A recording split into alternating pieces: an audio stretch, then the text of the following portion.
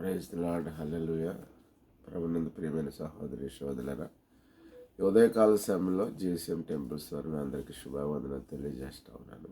ఈ యొక్క ఉదయకాల సమయంలో దేవుని ప్రశస్తమైన వాక్యాన్ని ధ్యానించేద్దాం. కీర్తన గ్రంథము 36వ అధ్యాయము మొదటి వచనం నుంచి 4 వచనాలు ఇలా రాయబడతా ఉన్నాయి. భక్తుడైనటువంటి దావీదు రాసినటువంటి ఆయన కీర్తనలో మొదటి వచనం ఏంటంటే, భక్తిహీనుల గుడారంలో అతిక్రమము దేవోక్తి వలె పలుకుచున్నవి, వాని దృష్టి ఎదుట దేవుని భయం బొత్తిగా లేదు అని చెప్పి వ్రాయబడతాం. నేటి కాలంలో దేవుని యొక్క నామం పట్ల, దేవుని యొక్క సన్నిధి పట్ల మరి బ్రతుకుతున్న ప్రజలకు, వాళ్ళు బాలురైన బాలికలైన అవనస్తులైన సహోదరి సహోదరి ఎవరైనప్పటికీ కూడా బొత్తిగా భయం లేకుండా జీవించడం అనేది మనం చూస్తూ ఉన్నాం. అటువంటి మనసులో అటువంటి పరిస్థితిని బైబిల్ ఏం చెప్తుందంటే, భక్తిహీనుల చెడుతనం అని చెప్పి బైబిల్ రాయబడింది. 2వ వచనంలో అంటాడు, వాని దోషము బయలుపడి అసహ్యంగా కనబడే వరకు అది వాని దృష్టి ఎదుట వాని ముఖస్థితి చేయుచున్నది.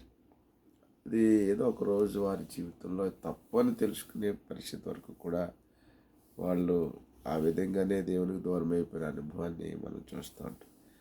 3వ వచనంలో వారి నోటి మాటలు పాపమునకును కపటమునకును ఆస్పాదములు. అంటే భక్తిని ఏ విధంగా ప్రవర్తిస్తారు, భక్తిని ఏ విధంగా వారు జీవిస్తారు, వారి నోటి మాటలు ఎలా ఉంటాయి, వాళ్ళ బుద్ధి ఎలా ఉంటుంది అనేది ఇక్కడ మనకి భక్తుడైనటువంటి దావీదు సెలవిస్తూ ఉన్నాడు. వారి నోటి మాటలు పాపమునకును కపటమునకును ఆస్పాదములు, బుద్ధి కలిగి ప్రవర్తింపను మేలు చేయను వాడు మానివేసినాడు. మంచి ప్రవర్తన కలిగి ఉండడానికి ఇష్టపడడు, దేవునికి ఇష్టమైనటువంటి మంచి మార్గాన్ని వారు ఎన్నడూ కూడా ఆస్వాదించరు అనే విషయాన్ని మనం తెలుసుకోవాల్సినటువంటి వారిగా ఉన్నాం. 4వ వచనంలో వాడు మంచం మీదనే పాపయోచన యోచించును, వారి కాలినడతలు నడిచేవాడు చెడుతనం వారికి అసహ్యంగా కాదు. కాబట్టి వాళ్ళ జీవితాల్లో, వాళ్ళ బ్రతుకులు చెడుతనంగా ఉంటాయని చెప్పి భక్తిహీనుల గురించి భక్తుడిని దావీదు చెప్తాను.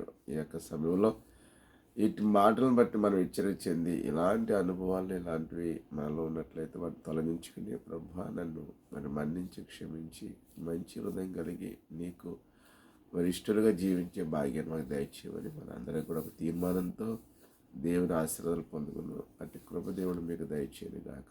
దేవుడు మిమ్మల్ని మీ కుటుంబాలను బహుగా దీవించను గాక.